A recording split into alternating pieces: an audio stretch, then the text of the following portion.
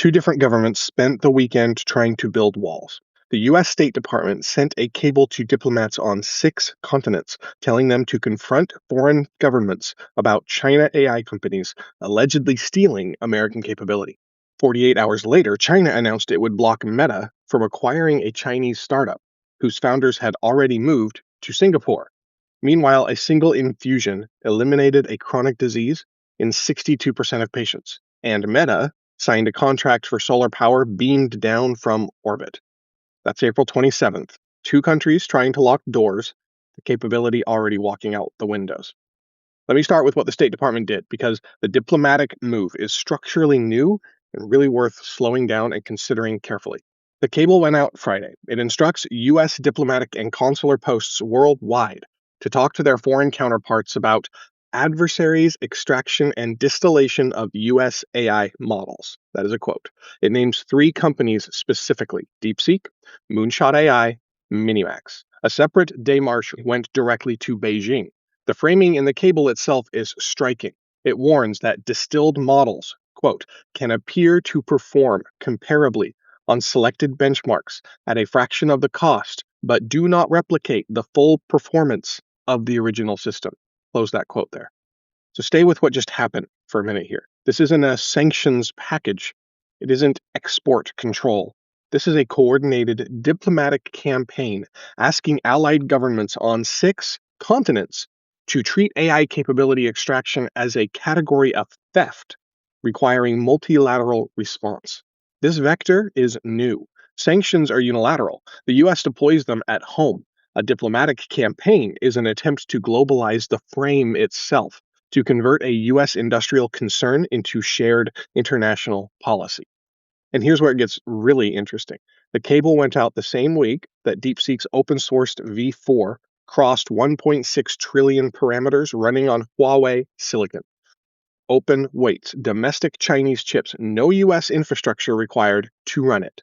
A diplomatic campaign organized around stopping distillation of closed models presumes that closed models are still where the frontier lives.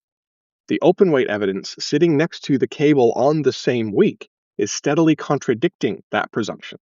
Now, really feel what that means for an allied government receiving the démarche. A diplomat from Washington arrives and asks you to scrutinize Chinese AI products on capability extraction grounds. You go home that night and a researcher on your staff downloads V4 from an open repository and runs it on domestic hardware. The capability the cable is asking you to help contain is already on your laptop by the morning for free. Watch what allied governments do next. If they respond with policy alignment, new scrutiny rules, new merger reviews, new procurement restrictions, the cable worked on its own terms. But if they respond with stealthy hedging, so sovereign stacks, third country partnerships, full stack imports from neutral allies, that's a very different signal. That's allied governments reading the capability arithmetic and concluding that the diffusion is the more durable trend. Now, both responses are happening here. The second one is louder if you know where to listen. Vietnam just signed with SK Group to import an entire Korean AI stack. Cohere and LF Alpha just merged, as we talked about yesterday, into a European sovereign vehicle.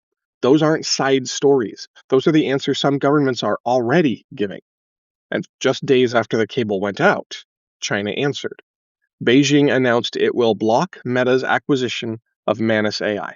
Manus is a Chinese-founded AI agent company. Its founders relocated to Singapore last year. It's been operating with U.S. investment, expanding rapidly into the American market. The Washington Post called the move Beijing's most aggressive step yet to staunch the loss of AI talent and resources to the United States. Notice what just happened here. China is invoking merger review authority over a company that has effectively left China. That is a regulatory reach extending past traditional jurisdictional limits, obviously, to say the least. The U.S. uses diplomacy and export controls. China uses merger review and platform-level access decisions. Both governments are now actively working to prevent capability transfer in both directions, using whatever tools their respective system provides.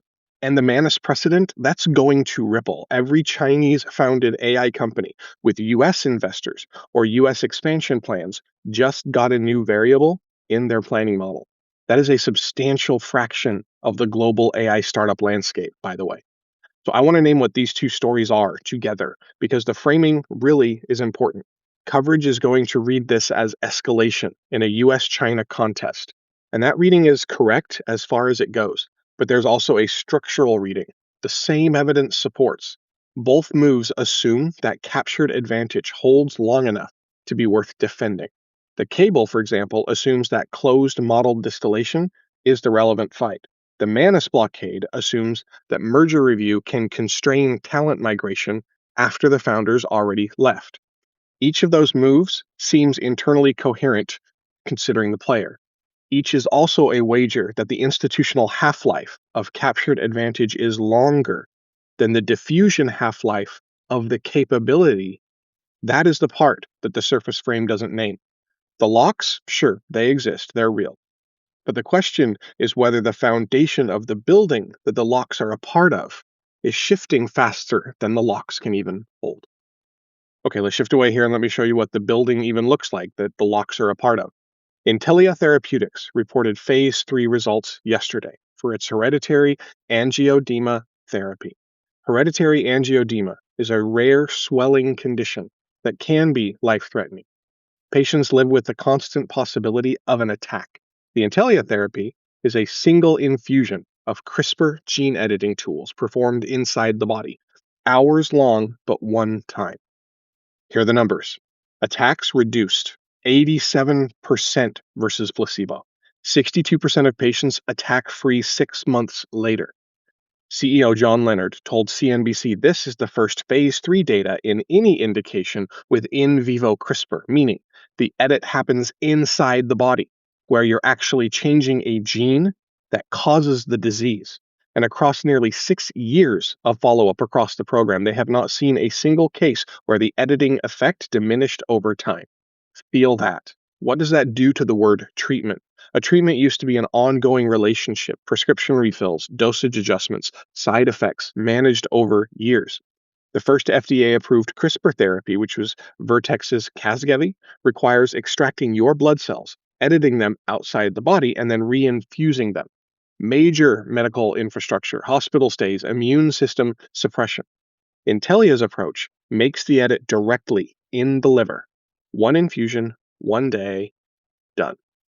If somebody you love got a hereditary angioedema diagnosis tomorrow, the question that their doctor would have to answer was whether to start them on a lifelong management protocol. Inside a few years, that question is going to be replaced by whether to simply schedule the infusion. The relationship between patient and medical system was structured around chronicity. The therapy that just hit phase 3 is structured around actual resolution.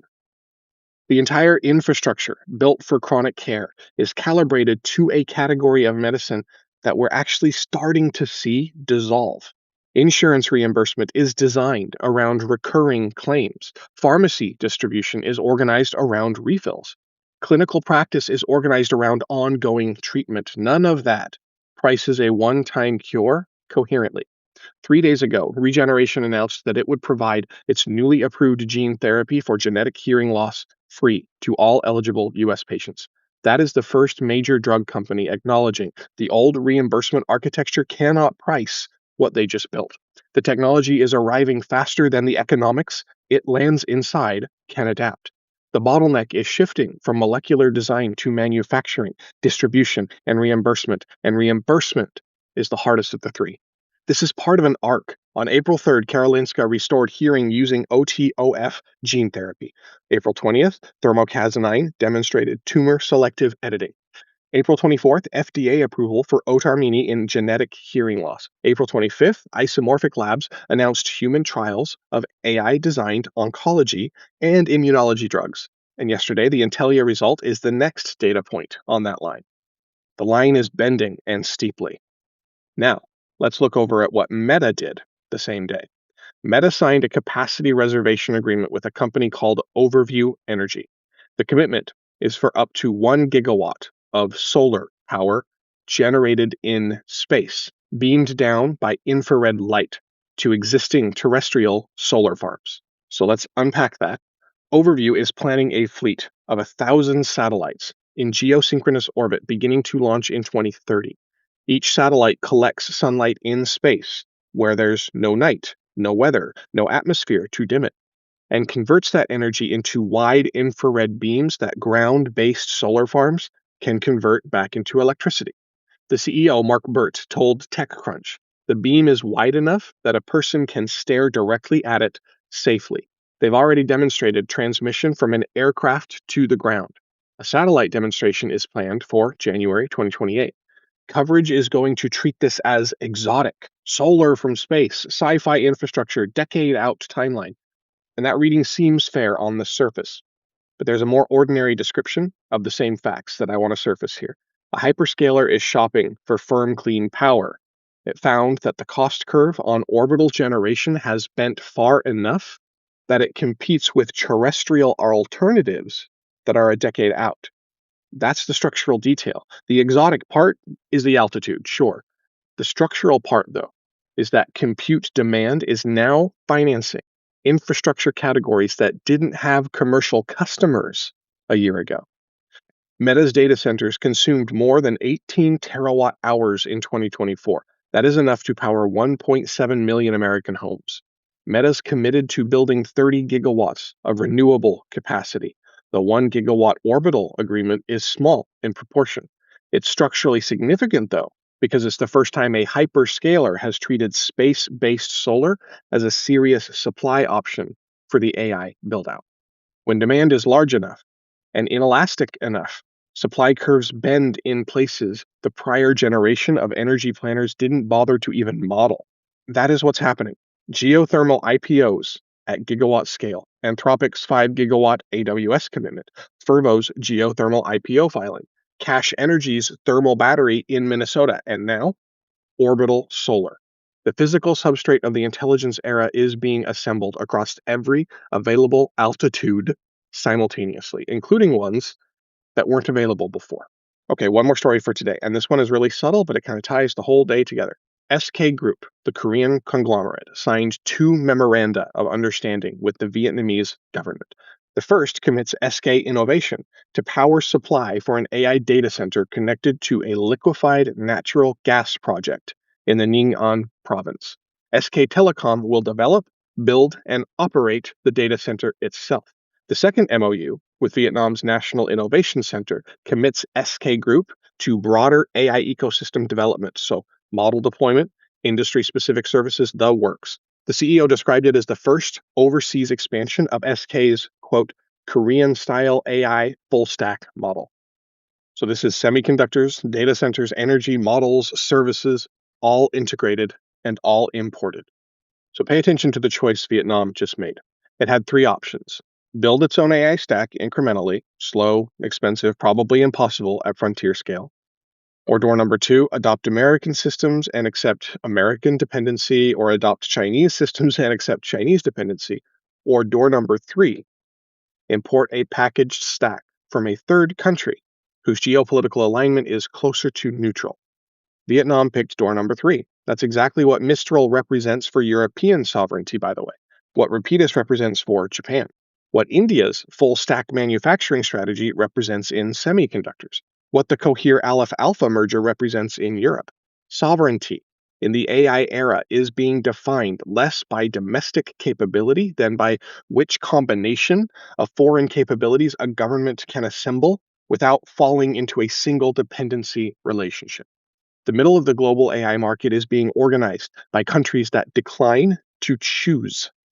That is the part that the US versus China framing obscures. Vietnam's not picking a side. It is assembling a portfolio of foreign capabilities calibrated to avoid singular dependence. And SK is selling integration, which is a different commercial product than the capability itself.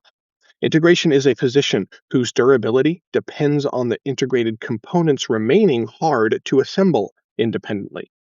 As open-weight models, commodity GPUs, and modular data center designs make stack assembly easier, the value SK is selling Vietnam compresses.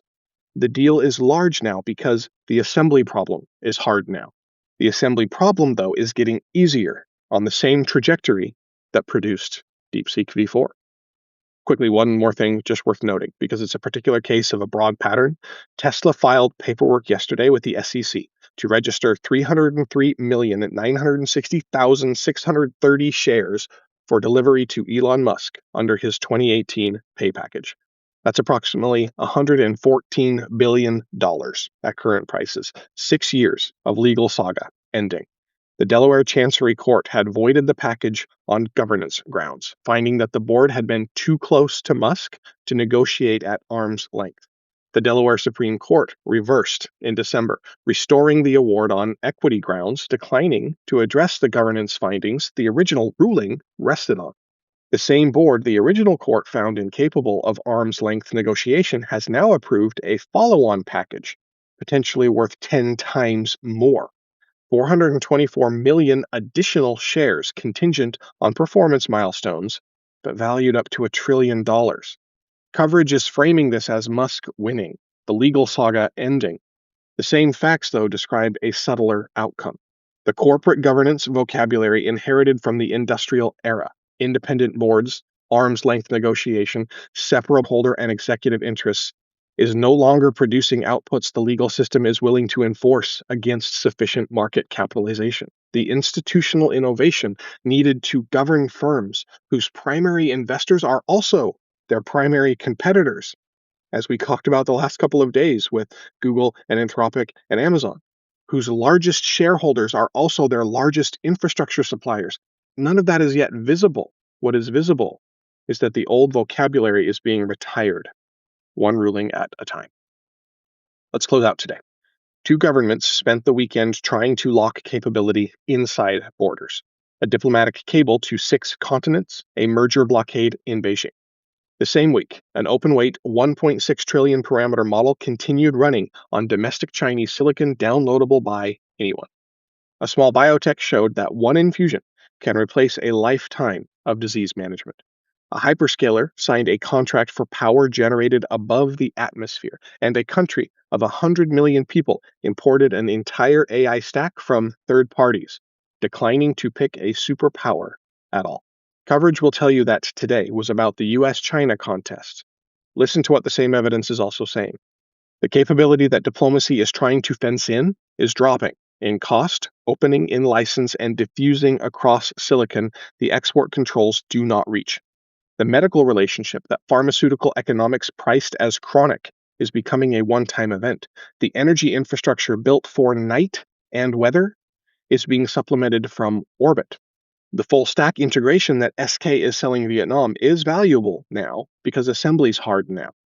But the assembly is getting easier on a curve that nobody is going to slow down. The contest is the loud signal. The diffusion is the subtler one. Watch which ally responds to the cable with alignment, and which one quietly builds a sovereign stack instead. Watch what the second phase, in-vivo CRISPR result looks like, and the third.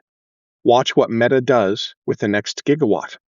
The locks are going up, but the thing that they're built to contain is moving faster than the locks can hold.